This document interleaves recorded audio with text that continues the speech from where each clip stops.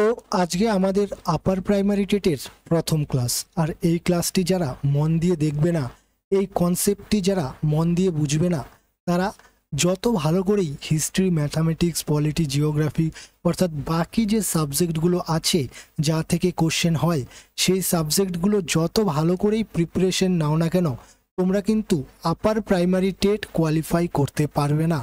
কেননা তোমরা জানো এবার থেকে কিন্তু আপার প্রাইমারি টেটের কোশ্চেন সি টেটের ধাঁচে হবে, সি টেটের ধাঁচে হবে। আর যদি সি টেটের ধাঁচে হয় তাহলে কিন্তু এই সিডিপি অর্থাৎ চাইল্ড ডেভেলপমেন্ট অ্যান্ড প্যাডাগজির কনসেপ্ট যার যত ভালো ক্লিয়ার থাকবে তার কোয়ালিফাই করার চান্স কিন্তু তত বেড়ে যাবে। যার কনসেপ্ট যত ক্লিয়ার করে থাকবে তার কিন্তু তত ভালো স্কোর হবে। তাই আজকের ক্লাসটি সবাই মন দিয়ে দেখো।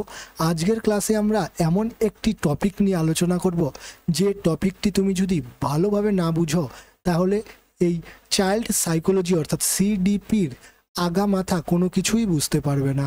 অর্থাৎ তুমি কিন্তু টিচার এলিজিবিলিটি টেস্ট, তা সে প্রাইমারির ক্ষেত্রেই হোক বা আপার প্রাইমারি, কোনোটিই কিন্তু কোয়ালিফাই করতে পারবে না। কেননা তোমরা জানো রিডিং পড়ার জন্য যেরকম ABCD, সরীয় সরায়া, ক খ, সেই স্বরবর্ণ ব্যঞ্জন বর্ণগুলো জানা অত্যন্ত জরুরি। ঠিক সেই রকমই এই সিডিপি অর্থাৎ চাইল্ড ডেভেলপমেন্ট অ্যান্ড প্যাডাগজির যে কনসেপ্ট, এটা ক্লিয়ার করার জন্য আজকের ক্লাসটা খুবই গুরুত্বপূর্ণ। আজকের ক্লাসে আমরা আলোচনা করব শিশুর বৃদ্ধি এবং বিকাশ নিয়ে, অর্থাৎ চাইল্ড গ্রোথ অ্যান্ড ডেভেলপমেন্ট নিয়ে। তার আগে তোমাদের জন্য ছোট্ট একটি অ্যানাউন্সমেন্ট।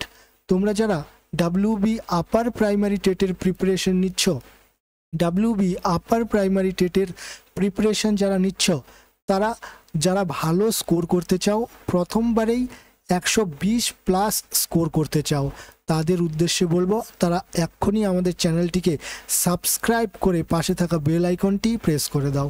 কেননা আমাদের এই ক্লাসগুলোতে তুমি পাবে প্রত্যেকটি বিষয়ে, অর্থাৎ তা সে সিডিপি হোক বা তোমার আর্টস বা সায়েন্সের ব্যাকগ্রাউন্ড হোক, প্রত্যেকটি বিষয়ের কনসেপচুয়াল ক্লাস।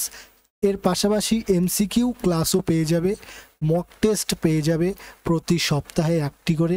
সিটেটের বিগত বৎসরের কোশ্চেন বাংলা ভাষায় বিশ্লেষণের মাধ্যমে ট্রান্সলেট করে একদম PDF ফর্মে কিন্তু তুমি পেয়ে যাবে, এবং শর্ট নোটস পেয়ে যাবে। কুইক রিভিশনের জন্য আলাদাভাবে প্রস্তুত করা স্টাডি ম্যাটেরিয়ালস পেয়ে যাবে, যেটা দিয়ে তুমি কুইক রিভিশন করতে পারবে সম্পূর্ণ সাবজেক্টটি। এর পাশাপাশি প্রত্যেকটি ক্লাসের PDFও কিন্তু তুমি পেয়ে যাবে আমাদের টেলিগ্রাম চ্যানেল RS স্পেশাল এডুকেয়ারে। এর জন্য কি করতে হবে, আমাদের চ্যানেলটিকে সাবস্ক্রাইব করে পাশে থাকা বেল আইকনটি প্রেস করে দিতে হবে, যাতে পরবর্তী ক্লাসের আপডেট সবার আগে তোমার কাছে পৌঁছে যায়। তো আজকের যে ক্লাসে আমরা আলোচনা করব তা হলো শিশুর বৃদ্ধি এবং বিকাশ, অর্থাৎ চাইল্ড গ্রোথ এবং ডেভেলপমেন্ট। তো প্রথমেই আমরা দেখে নেব চাইল্ড গ্রোথ অর্থাৎ শিশুর বৃদ্ধি। বৃদ্ধি বলতে কি বোঝায়? শিশুর বৃদ্ধি বলতে বোঝায় তার ফিজিক্যাল চেঞ্জ অর্থাৎ শারীরিক পরিবর্তন। শারীরিক পরিবর্তন বলতে আমরা কোন কোন বিষয়গুলোকে ধরবো?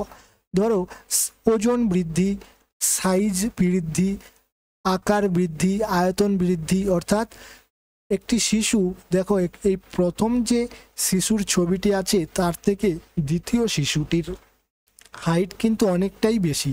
তা সে কিসের মাধ্যমে মেজারমেন্ট করছে? পেছনে থাকা নির্দিষ্ট একটি স্কেলের মাধ্যমে কিন্তু মেজারমেন্ট করছে। এবং তোমাকে যদি এই দুটো, যে এখানে দুটো ওজন চেক করার যে দুটো যে এখানে ইউনিট আছে, এই দুটো ইউনিটকে যদি আমি দেখাই তাহলে কিন্তু তুমি দুটো দেখে বলতে পারবে যে কোনটার ওজন কতটুকু, অর্থাৎ যা আমরা পরিমাপ করতে পারবো। সেই সমস্ত পরিবর্তনগুলোকে আমরা বৃদ্ধি বলবো। যেরকম শরীরের আকার বৃদ্ধি, অর্থাৎ কেউ হয়তো একটু মোটা বেশি, কেউ হয়তো একটু রোগা, অর্থাৎ শরীরের আকার বৃদ্ধিকে আমরা বৃদ্ধির মধ্যে ফেলবো। এরপর উচ্চতা বৃদ্ধি, কেউ হয়তো একটু বেশি লম্বা হাইটে, কেউ হয়তো একটু বেশি খাটো। এটা কিন্তু আমরা নির্দিষ্ট একটি ইউনিট দিয়ে মাপতে পারবো, অর্থাৎ ইঞ্চি বা ফিট এর সাহায্যে কিন্তু আমরা একদম অ্যাকুরেটভাবে মাপতে পারবো যে ওর ওজন কতটুকু বা ওর হাইট কতটুকু। এটাকেই কিন্তু আমরা বৃদ্ধি বলবো। আর কাকে বৃদ্ধি বলবো? আর বলবো ওজন বেড়ে যাওয়া। আমরা কিন্তু আমাদের ওজন মেজারমেন্ট করতে পারবো, অর্থাৎ আজকে যদি তোমার ওজন 30 কেজি হয়, 5 বছর পরে কিন্তু তোমার ওজন হয়তো 2-4 কেজি বেশি হবে অথবা 2-4 কেজি কম হবে, অর্থাৎ ওজনের পরিবর্তন হবে। এই যে ওজনের পরিবর্তন, অর্থাৎ যেটাকে আমরা একদম অ্যাকুরেটভাবে মেজার করতে পারবো, এটাকেও কিন্তু আমরা বৃদ্ধি বলবো।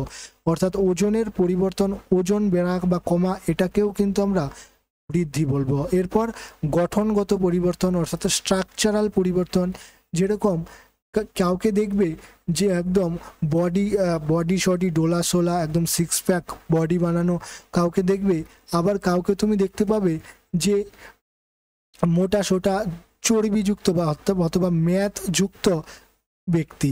অর্থাৎ দুজনের মধ্যে কিন্তু গঠনগত বা স্ট্রাকচারাল কিছু পরিবর্তন আছে। এই যে পরিবর্তনগুলো যা আমরা বিভিন্ন ইউনিট দ্বারা মাপতে পারি, এটাকেই কিন্তু আমরা বৃদ্ধি বলবো। তা সে তার হাইটে বৃদ্ধি হোক বা ওজনে বৃদ্ধি হোক বা তার উচ্চতায় বৃদ্ধি হোক বা তার স্ট্রাকচারাল অর্থাৎ ওভারঅল বডি স্ট্রাকচারের পরিবর্তন হোক, এগুলো কিন্তু সব আমরা কোনো নির্দিষ্ট পার্টিকুলার ইউনিট দ্বারা মাপতে পারবো। তাই এগুলোকে আমরা কি বলবো? এগুলোকে আমরা বলবো বৃদ্ধি। এরপর দেখো কি আছে, এরপরে আছে চাইল্ড ডেভেলপমেন্ট। তাহলে আমরা ডেভেলপমেন্ট কাকে বলবো? আমরা প্রথমেই বললাম যে আজকের ক্লাসে আমরা আলোচনা করব চাইল্ড গ্রোথ এবং ডেভেলপমেন্ট। গ্রোথ মানে তো আমরা বুঝে গেলাম যে উচ্চতা বৃদ্ধি, আকার বৃদ্ধি, আয়তন বৃদ্ধি, অর্থাৎ শারীরিক পরিবর্তন যা আমরা চোখে দেখে সহজেই বুঝে যেতে পারি, যাকে আমরা পরিমাপ করতে পারি। অর্থাৎ কি ধরনের চেঞ্জ? পরিমাপগত পরিবর্তন, যাকে আমরা পরিমাপ করতে পারবো। অর্থাৎ কোয়ান্টিটিভ পরিবর্তন, সেই ধরনের পরিবর্তনকে আমরা কি বলবো? গ্রোথ। আর ডেভেলপমেন্ট কাকে বলবো বা বিকাশ কাকে বলবো? বিকাশ বলবো overall change in child ability, অর্থাৎ শিশুর যে অ্যাবিলিটি আছে তার ওভারঅল চেঞ্জ, অর্থাৎ শিশুর মানসিক পরিবর্তন হতে পারে, শিশুর আবেগীয় অর্থাৎ ইমোশনাল পরিবর্তন হতে পারে, শিশুর সামাজিক অর্থাৎ সমাজের সাথে কেউ কিভাবে মিশছে, হয়তো কেউ বেশি লোকজনের সাথে মিশতে ভালোবাসে, অথবা কেউ একা একা থাকতে ভালোবাসে। এই যে সামাজিক ডেভেলপমেন্ট, এটা হতে পারে।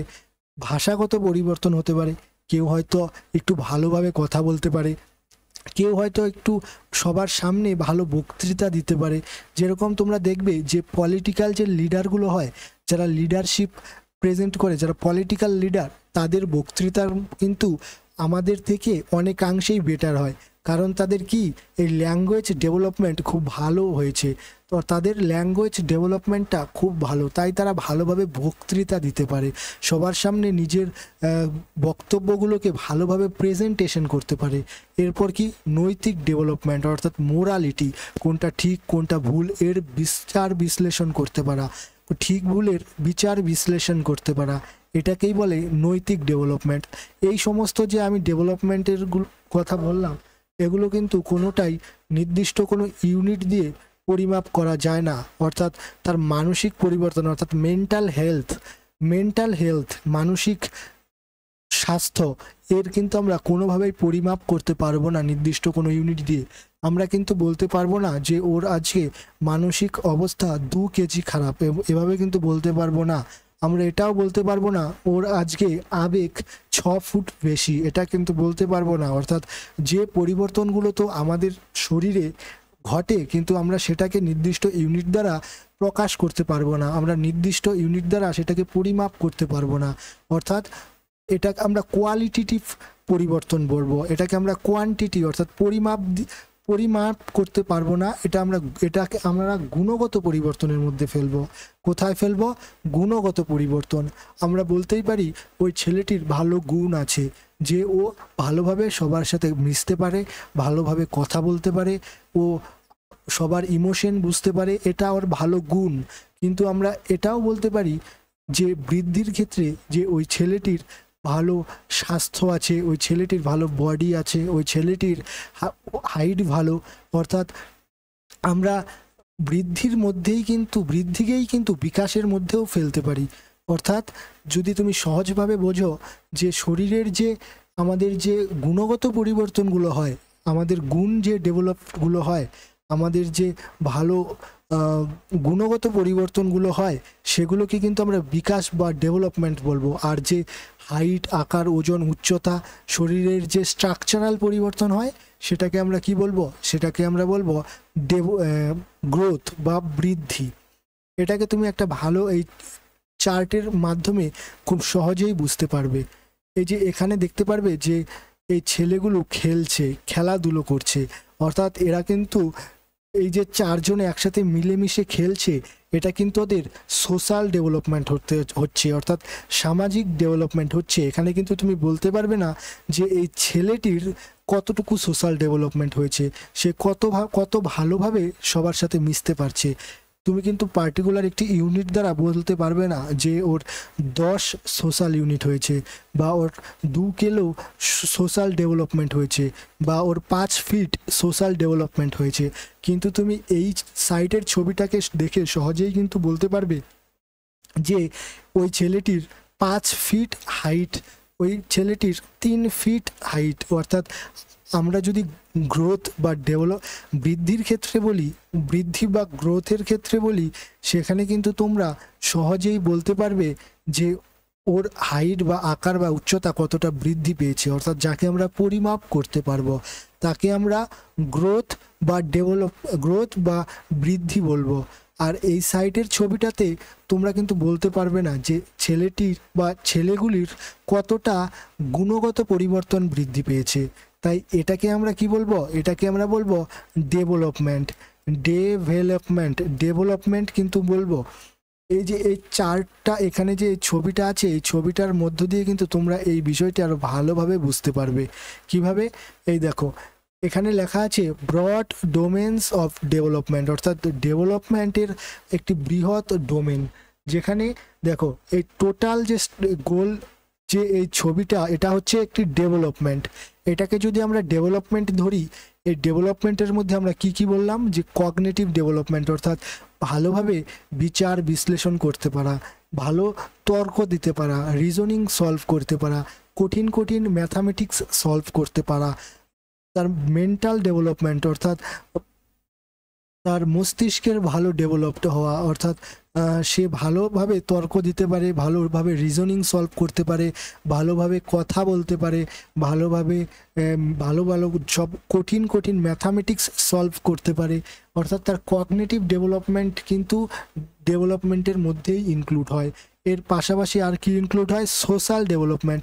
সে কতটা ভালোভাবে সমাজের সাথে মিশতে পারছে, সে কতটা ভালোভাবে সোশ্যাল ইন্টারেক্ট করতে পারছে, এটাও কিন্তু ডেভেলপমেন্টের মধ্যেই পড়বে। এরপর কি আছে? Emotional development. ইমোশনালি কেউ স্যাড থাকে কোনো সময়, কেউ হ্যাপি থাকে। এই যে ইমোশনাল ডেভেলপমেন্ট, যে সে কতটা নিজের ইমোশনকে কন্ট্রোল করতে পারছে, কতটা ভালোভাবে সে তার ইমোশনকে কন্ট্রোল করতে পারছে, এটাও কিন্তু একটা ডেভেলপমেন্টের পার্ট। এর পাশাপাশি আমরা যে একটু আগে পড়লাম চাইল্ড গ্রোথ, অর্থাৎ আকার, ওজন, আয়তনের বৃদ্ধি পাওয়া, শারীরিক স্ট্রাকচারের বৃদ্ধি পাওয়া, যাকে আমরা কি বলেছিলাম? গ্রোথ। এই গ্রোথকেও কিন্তু আমরা ডেভেলপমেন্টেরই একটা পার্ট বলবো, কেননা এই গ্রোথও কিন্তু আমাদের ডেভেলপমেন্টেরই একটা পার্ট। এই যে এই টোটাল স্ট্রাকচারকে যদি আমরা ডেভেলপমেন্ট ধরি, এই টোটাল স্ট্রাকচারের মধ্যে কি আছে?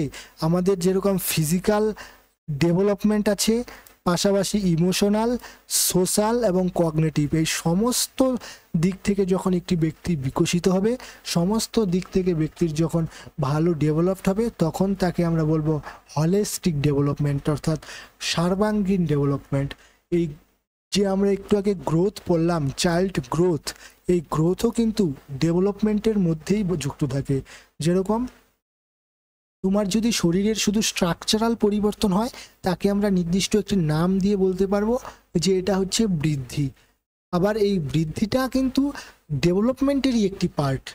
ডেভেলপমেন্টের একটি পার্ট হচ্ছে বৃদ্ধি, ডেভেলপমেন্টের আরও একটি পার্ট হচ্ছে কগনিটিভ ডেভেলপমেন্ট। অর্থাৎ তুমি যদি এভাবে বলতে যাও যে ডেভেলপমেন্ট হচ্ছে একটি টোটাল একটি ডেভেলপমেন্টটা, ধরো একটি টোটাল স্কুল, একটি ধরো তোমাদের যে তুমি যে স্কুলে মাধ্যমিক বা হায়ার সেকেন্ডারি দিয়েছ, সেই টোটাল স্কুলটাকে তুমি ধরে নাও ডেভেলপমেন্ট।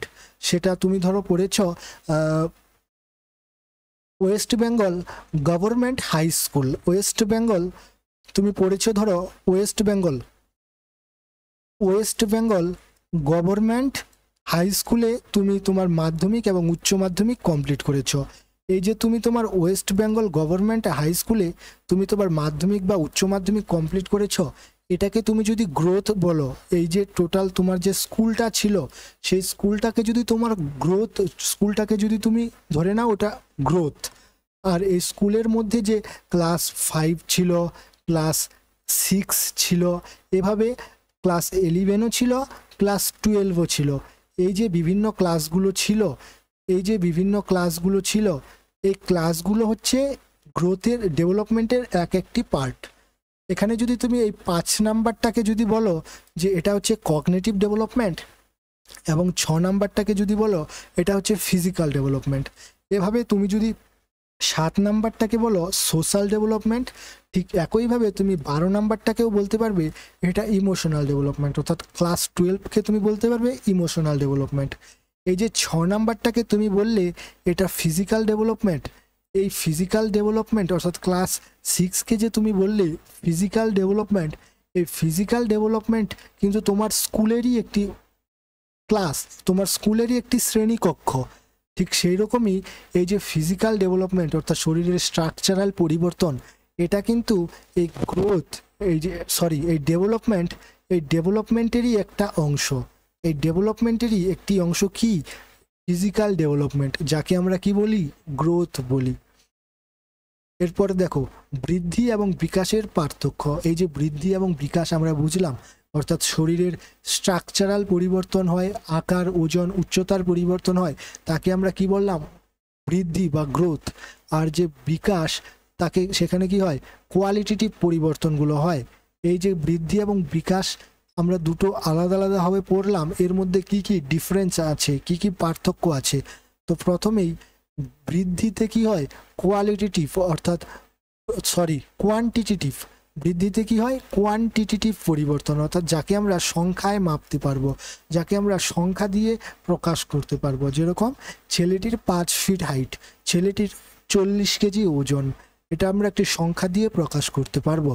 পাশাপাশি যদি আমরা বলি ডেভেলপমেন্ট কি, ডেভেলপমেন্ট হচ্ছে কোয়ালিটেটিভ পরিবর্তন অর্থাৎ গুণগত পরিবর্তন কোনগুলো, যেগুলো তুমি কোনো একটি ইউনিট দিয়ে প্রকাশ করতে পারবে না। যেরকম ছেলেটি ভালোভাবে কথা বলতে পারে, ছেলেটি ভালোভাবে সবার সাথে মিশতে পারে, এগুলো হচ্ছে ডেভেলপমেন্ট। ছেলেটি কঠিন অঙ্ক সমাধান করতে পারে, অর্থাৎ তার কগনিটিভ ডেভেলপমেন্ট ভালো। ছেলেটি ভালোভাবে কথা বলতে পারে, অর্থাৎ তার ল্যাঙ্গুয়েজ ডেভেলপমেন্ট ভালো। ছেলেটি ভালোভাবে নিজের ইমোশনসকে কন্ট্রোল করতে পারে, অর্থাৎ তার ইমোশনাল ডেভেলপমেন্ট ভালো। এগুলো ডেভেলপমেন্ট বা বিকাশ। এরপর 2 নম্বরে বলা আছে ফিজিক্যাল চেঞ্জ অর্থাৎ শারীরিক পরিবর্তন। এই যে গ্রোথ, শরীরের আকার আয়তন উচ্চতা ওজন এগুলোর পরিবর্তন হয়, তাকেই তো আমরা গ্রোথ বললাম। এই গ্রোথটা কি ফিজিক্যাল পরিবর্তন অর্থাৎ শরীরের স্ট্রাকচারাল পরিবর্তন। আর ডেভেলপমেন্ট হচ্ছে ওভারঅল পার্সোনালিটি অ্যান্ড স্কিল, তোমার ব্যক্তিত্বের পরিবর্তন হবে, পাশাপাশি তোমার দক্ষতা বা স্কিলের পরিবর্তন হবে। স্কিলের পরিবর্তন কিভাবে পরিবর্তন হবে, ধরো তুমি ভালোভাবে ম্যাথামেটিক্স সলভ করতে পারছো, এটিও তো একটি স্কিল। তুমি ভালো রিজনিং সলভ করতে পারছো, এটিও কিন্তু ভালো একটি স্কিল। তুমি ধরো ভালোভাবে ড্রয়িং করতে পারছো, এটিও কিন্তু একটি স্কিল। আর এটাও কিন্তু একটা ডেভেলপমেন্ট। এটা কিসের ডেভেলপমেন্ট, এটা তোমার ফাইন মোটর স্কিল অর্থাৎ সূক্ষ্ম গতিক ডেভেলপমেন্ট। এটা আমরা পরের ক্লাসে জানবো যে ফাইন মোটর স্কিল কাকে বলে, গ্রস মোটর ডেভেলপমেন্ট কাকে বলে।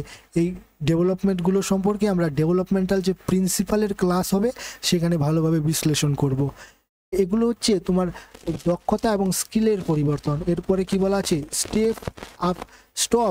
স্টপস আফটার ম্যাচুরিটি, অর্থাৎ পরিপক্কতা বা ম্যাচুরিটির সময় এটা থেমে যায়। অর্থাৎ গ্রোথ কখন থামবে, যখন ম্যাচুরিটি হয়ে যাবে। একটি ছোটবেলার থেকে ধীরে ধীরে বৃদ্ধি হওয়ার পর একটা সময় সময়ে যখন ম্যাচুরিটি চলে আসবে তখন কিন্তু ডেভেলপমেন্ট অটোমেটিক থেমে যাবে। যেরকম একটি শিশু যখন ছোট থেকে ধীরে ধীরে বড় হয়, এই নির্দিষ্ট একটি সময় আসার পর তার কিন্তু গ্রোথ অর্থাৎ বৃদ্ধি থেমে যায়, তার কিন্তু হাইট থেমে যায়। এরকমটা নয় যে মৃত্যুর আগে মুহূর্ত পর্যন্ত তার হাইট বৃদ্ধি পেতেই চলেছে, সে ধীরে ধীরে বৃদ্ধি হতেই চলেছে তার হাইটের, এরকমটা নয়। নির্দিষ্ট একটি বয়সে তা সে 21-22 বৎসরে মোটামুটিভাবে সবার হাইটই থেমে যায়, অর্থাৎ 21-22 বৎসরে তার কিন্তু ম্যাচুরিটি চলে আসে, অর্থাৎ পরিপক্কতা হয়ে যায়, পরিপক্ক হয়ে যায়। সেই সময় কি হয়, তার ডেভেলপমেন্ট অটোমেটিক থেমে যায়। তুমি ধরো একটি গাছের পাতা কিন্তু যখন একদম ছোট থাকে তখন থেকে ধীরে ধীরে বড় হতে শুরু করে, এবং নির্দিষ্ট একটি সময়ে এসে গাছের পাতাটা কিন্তু আর বড় হয় না। তখন কি হয়, তখন পাতাটির ম্যাচুরিটি চলে আসে, তারপর কি হয়, গাছের পাতাটি গাছ থেকে ঝরে পড়ে যায়। ঠিক সেই রকমই যে একটি বয়স পর্যন্তই কিন্তু ডেভেলপমেন্ট হয়, ম্যাচুরিটি যখন হয়ে যাবে তখনই কিন্তু গ্রোথ থেমে যাবে, অর্থাৎ নির্দিষ্ট একটি বয়স পর্যন্তই এই গ্রোথ চলতে থাকে। এরপর কি বলা আছে, continuous through out life long, অর্থাৎ এই যে ডেভেলপমেন্ট এটা কিন্তু ম্যাচুরিটি আসার পর থেমে যায় না, এটা জন্ম থেকে শুরু হয়, মৃত্যুর পূর্ব মুহূর্ত পর্যন্ত চলতেই থাকে। অর্থাৎ womb to tomb, life long process, continuous process. এই যে ডেভেলপমেন্টটা কীরকম, ধরো তুমি যখন 5 বছর বয়স তোমার ছিল তখন হয়তো তুমি সরিয় সরেয়া ক খ এগুলো লিখতে শিখেছো, বা ভালোভাবে ড্রয়িং করতে শিখেছো, ভালোভাবে রং করতে শিখেছো। ঠিক যখন তোমার 50 বছর হয়ে যাবে তখনও হয়তো তুমি কোনো স্কিল শিখে নিলে, যেরকম ভালোভাবে সেলাই করতে শিখে নিলে, বা কোনো একটি যেরকম স্মার্টফোন চালানো শিখে নিলে। ধরে নাও যখন 50-60 বছর বয়স হবে তখন কি হলো, তুমি একটি নতুন স্কিল শিখে নিলে। এই যে স্কিল শিখলে নতুন, এটাও কিন্তু তোমার ডেভেলপমেন্ট, অর্থাৎ এটি জন্ম থেকে মৃত্যুর পূর্ব মুহূর্ত পর্যন্ত চলতেই থাকে, লাইফ লং প্রসেস। এরপর কি আছে, হাইট অ্যান্ড ওয়েট, অর্থাৎ শরীরের ওজন এবং উচ্চতা বৃদ্ধি। এটা কি, এটা হচ্ছে বৃদ্ধি, অর্থাৎ শরীরের স্ট্রাকচারাল পরিবর্তন। তা সে ওজন বৃদ্ধি হতে পারে, উচ্চতা বৃদ্ধি হতে পারে, তা সে স্ট্রাকচারাল চেঞ্জ হতে পারে। এই যে পরিবর্তনগুলো আমরা মেজারমেন্ট করতে পারবো তাকে কিন্তু আমরা কি বলবো, চাইল্ড গ্রোথ বলবো, তাকে আমরা কি বলবো, গ্রোথ বলবো। এরপর কি আছে, ল্যাঙ্গুয়েজ, থিঙ্কিং, ইমোশনস, অর্থাৎ ভাষা, চিন্তা, আবেগ, এগুলোকে আমরা কি বলবো, এগুলোকে আমরা বলবো ডেভেলপমেন্ট। এরপর কি বলা আছে, মোস্টলি অ্যাফেক্টেড বাই হেরিডিটি। এই যে গ্রোথ বা বৃদ্ধি এটি কিন্তু মোস্টলি অর্থাৎ মূলত বংশগতি দ্বারাই প্রভাবিত হয়। দেখবে কারোর যদি বাবা মা হাইটে লম্বা হয়, ছেলে বা মেয়ে যাই হোক না কেন তারও কিন্তু হাইটে লম্বা হওয়ার প্রবাবিলিটি অধিক থাকে, সব থেকে বেশি থাকে। তাই কারোর বাবা মা দেখবে যদি গায়ের রং কালো বা ফর্সা হয়, তার ছেলে মেয়েদেরও চান্স থাকে যে তাদের গায়ের রঙও কিন্তু তার বাবা মায়ের গায়ের রং হিসেবেই হবে। এই শরীরের যে স্ট্রাকচারাল পরিবর্তন বা শরীরের যে হাইট, ওজন, উচ্চতা বৃদ্ধি পায়, এটা কিন্তু মোস্টলি গ্রোথ, অর্থাৎ এটা কিন্তু মোস্টলি কিসের দ্বারা প্রভাবিত হবে, এটা মোস্টলি হেরিডিটি বা বংশগতি দ্বারা প্রভাবিত হবে। আর ইনফ্লুয়েন্সড বাই, এই ডেভেলপমেন্টের ক্ষেত্রে কি হবে, influenced by both heredity and environment. এই যে তোমার বিকাশ হবে অর্থাৎ ডেভেলপমেন্ট হবে, তোমার ভাষার ডেভেলপমেন্ট হবে, তোমার ইমোশনের ডেভেলপমেন্ট হবে, তোমার আবেগের ডেভেলপমেন্ট হবে। এই ডেভেলপমেন্টগুলো কিন্তু মোস্টলি ইনফ্লুয়েন্সড, অর্থাৎ কিসের দ্বারা প্রভাবিত হয়, বংশগতি এবং পরিবেশ উভয়ের দ্বারাই কিন্তু প্রভাবিত হয়। আমরা এখানে বলতেই পারি যে ডেভেলপমেন্ট কি, ডেভেলপমেন্ট হচ্ছে এই যে ডেভেলপমেন্টকে কিন্তু বলা হয় ডেভেলপমেন্ট সমান হেরিডিটি এবং এনভায়রনমেন্ট এর কি গুণফল। হেরিডিটি এবং এনভায়রনমেন্টের গুণফলকে কিন্তু ডেভেলপমেন্ট বলা হয়ে থাকে। এটি কিন্তু মোস্ট ইম্পর্টেন্ট, এখান থেকে কিন্তু কোশ্চেন হয়। এরপর দেখো, এরপরে পয়েন্টে কি বলা আছে, গ্রোথ সম্পর্কে বলা আছে limit to physical dimension only, অর্থাৎ শুধু শারীরিক ক্ষেত্রে সীমাবদ্ধ। এই যে গ্রোথ বা বৃদ্ধি এটা কিন্তু তোমার শুধু শারীরিক, অর্থাৎ ফিজিক্যাল ক্ষেত্রেই সীমাবদ্ধ। এটা কিন্তু তোমার মেন্টালি যে তুমি বলতে পারবে না যে ওর মেন্টাল গ্রোথ অর্থাৎ ওর মেন্টাল বৃদ্ধি ভালো হচ্ছে। মেন্টালের ক্ষেত্রে কি হবে? মেন্টালের ক্ষেত্রে হবে ডেভেলপমেন্ট। আর শরীরের যে স্ট্রাকচারাল পরিবর্তন, এক্ষেত্রে কি হবে? এক্ষেত্রে হবে শরীরের গ্রোথ, অর্থাৎ স্ট্রাকচারাল পরিবর্তনের ক্ষেত্রে ফিজিক্যাল পরিবর্তনের ক্ষেত্রে কাকে দিয়ে ইন্ডিকেট করব আমরা? গ্রোথ দিয়ে বা বৃদ্ধি দিয়ে। আর এই ডেভেলপমেন্টের ক্ষেত্রে কি হবে? ডেভেলপমেন্টের ক্ষেত্রে হবে ওভারস অল ডোমেন্স অফ পার্সোনালিটি, অর্থাৎ পার্সোনালিটির সব ক্ষেত্রকে এটি একত্রিত করে নেয়। যেরকম তুমি তোমার ফিজিক্যাল ডেভেলপমেন্টও তুমি কিন্তু এই গ্রোথের যেরকম কি হবে, যেরকম তুমি ইমোশনাল ডেভেলপমেন্ট হোক, কগনিটিভ ডেভেলপমেন্ট হোক, মেন্টাল ডেভেলপমেন্ট হোক, যে ধরনেরই ডেভেলপমেন্ট হোক না কেন, যে ধরনেরই ডেভেলপমেন্ট হোক না কেন, সেটাকে কিন্তু তুমি এই যে ধরনের পরিবর্তনই হোক না কেন তোমার মধ্যে, ভাষা তুমি ভালোভাবে কথা বলতে পারো, তুমি ভালোভাবে চিন্তা ভাবনা করতে পারো, তুমি ভালোভাবে ইমোশনসকে কন্ট্রোল করতে পারো, সমস্ত কিছুকেই কিন্তু আমরা এই ডেভেলপমেন্টের মধ্যে ফেলবো। অর্থাৎ এটি শরীরের সমস্ত পরিবর্তনকে ইনক্লুড করে নেয়। সমস্ত পরিবর্তন বলতে তোমার শরীরের যে সমস্ত পরিবর্তনগুলো হবে, সমস্ত পরিবর্তনকেই কিন্তু আমরা ডেভেলপমেন্ট বলবো। এর কিন্তু কিছু আবার এক্সেপশন আছে। যেরকম কেউ যদি অসুস্থতার কারণে কোনো পরিবর্তন তার মধ্যে আসে, সেটাকে কিন্তু আমরা এই ডেভেলপমেন্টের মধ্যে ফেলবো না। অর্থাৎ ডেভেলপমেন্টের ফলে কোন পরিবর্তনগুলো হয়? পার্মানেন্ট পরিবর্তন। পার্মানেন্ট পরিবর্তন এরকমটা নয় যে 2 ঘন্টার জন্য কোনো পরিবর্তন হলো তারপর থেমে গেল। অনেক সময় দেখবে কোনো ড্রাগস অ্যাডিক্টেড বা অ্যালকোহল খেয়ে কোনো ব্যক্তি, তার মধ্যে কিন্তু কিছু ব্যবহারিক পরিবর্তন দেখা যায়, তার মধ্যে ব্যবহারের কিছু পরিবর্তন দেখা যায়, সেগুলোকে কিন্তু পরিবর্তন বলে, কিন্তু সেগুলোকে আমরা ডেভেলপমেন্টের মধ্যে বলবো না। ডেভেলপমেন্টের মধ্যে আমরা কোনগুলোকে বলবো? ডেভেলপমেন্টের মধ্যে বলবো যেগুলো পার্মানেন্ট চেঞ্জ। এরকমটা নয় একটু 2-3 ঘন্টার জন্য পরিবর্তন হলো তারপর থেমে গেল, না, এটা লাইফ লং প্রসেস হবে এবং পার্মানেন্ট পরিবর্তন হবে, তাকেই আমরা ডেভেলপমেন্টের মধ্যে ফেলবো। এরপর factor affecting growth and development. কোন কোন বিষয়গুলো এই ডেভেলপমেন্ট এবং বৃদ্ধিকে প্রভাব করে? হ্যারিডিটি, অর্থাৎ বংশগতি ভালো, কারোর যদি বংশগতি ভালো হয়ে থাকে তাহলে কিন্তু তার ডেভেলপমেন্টের ক্ষেত্রে প্রভাব পড়ে। এরপর কি? নিউট্রিশন, অর্থাৎ পুষ্টি, ভালো খাবার খেলে তার ডেভেলপমেন্ট বা গ্রোথ ভালো হতেই পারে। ভালো খাবার খেলে তার শরীরের ওজন উচ্চতা বৃদ্ধি তাড়াতাড়ি পাবে। ভালো খাবার খেলে তার মেন্টাল ডেভেলপমেন্ট ভালোভাবে হবে। এর জন্যই কিন্তু ছোটদের বলে যে ভালো নিউট্রিশন অর্থাৎ পুষ্টিকর খাবার খাওয়াতে, যাতে তার মেন্টাল ডেভেলপমেন্ট ভালোভাবে হয়। এরপর কি বলা আছে? হেলথ কেয়ার, অর্থাৎ ভালোভাবে স্বাস্থ্য পরিচর্যা করলে তার ডেভেলপমেন্ট ভালো হবে। তুমি যদি সবসময় অসুস্থই থাকো তাহলে কিন্তু তোমার ডেভেলপমেন্ট ভালোভাবে হবে না। এর জন্য তোমাকে সুস্থ একটি স্বাভাবিক জীবনযাপনের মধ্য দিয়ে অতিবাহিত হতে হবে। অর্থাৎ হেলথ কেয়ার, স্বাস্থ্য পরিচর্যা করাটা অত্যন্ত গুরুত্বপূর্ণ এই ডেভেলপমেন্ট অ্যান্ড গ্রোথের ক্ষেত্রে। এরপর কি বলা আছে? ফ্যামিলি এনভায়রনমেন্ট, অর্থাৎ পারিবারিক পরিবেশ কীরকম সেটাও কিন্তু তোমার এই ডেভেলপমেন্টের ক্ষেত্রে প্রভাব ফেলে। এরপর বলা আছে সোশিও ইকোনমিক স্ট্যাটাস, অর্থাৎ সামাজিক অর্থনৈতিক অবস্থা। তুমি দেখবে যে অনেক সময় তুমি ইউটিউবে বা ফেসবুকে রিলসেও দেখতে পারবে যে ট্রেন্ডিংয়ে কিছু রিলস চলছে, যেখানে কিন্তু দেখায় যে একটি গরিব ঘরের ছেলে এবং একটি বড়লোক ঘরের ছেলে, দুটোর লাইফস্টাইল কিন্তু আলাদা, দুজনের ডেভেলপমেন্ট কিন্তু আলাদা, দুজনের কথাবার্তা, চাল চলন, দুজনের স্কিল, সব কিছুর দিক থেকেই কিন্তু পার্থক্য আছে। অর্থাৎ সোশিও ইকোনমিক স্ট্যাটাস এটি কিন্তু খুব গুরুত্বপূর্ণ একটি প্রভাব ফেলে তোমার ডেভেলপমেন্টের ক্ষেত্রে। যখন তুমি ভালো অর্থনৈতিক অর্থাৎ ভালো একটি রিচ অর্থাৎ ধনী পরিবারে জন্মগ্রহণ করবে, তখন কিন্তু তুমি ভালো পুষ্টিকর খাবার পাবে, ভালো স্কুলে অ্যাডমিশন নিতে পারবে, তোমার ভালো স্টাডি মেটেরিয়ালস পাবে, ভালো জায়গায় এডুকেশন নিতে পারবে। এর ফলে কি হবে?